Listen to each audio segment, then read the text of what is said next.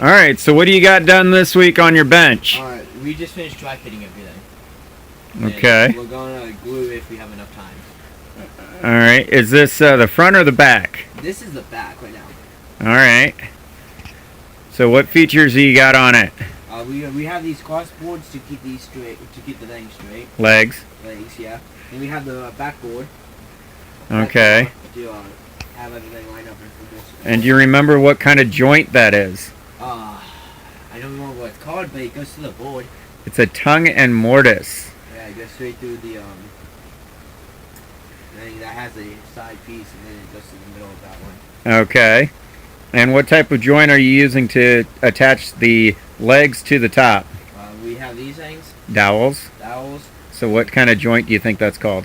Dowel joint. It is. It's called a dowel joint because we're so creative. And then we drilled a hole through the top into the log, and then we just put the dowel all the way in, and then glue it up, right? Yep, and then we're gonna cut this off, cut these, like cut the tops off, cut sand it down. All right. And what kind of finish are you planning on putting on this baby? A golden oak. Golden oak stain. Stain, and then we're gonna poly it, and then it'll be done. Be good to go. Yep. So just a recap for those who are just tuning in, this guy right here came up with this entire design on his own, the measurements, all of it, and he picked out the log the legs are made out of. Check out these logs. He debarked it, cut them. He's doing almost all of the work himself.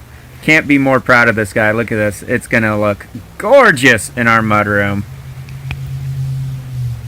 Thanks for tuning in. Also, if you're watching this on Rumble, give us a big boxing glove. That'd be great.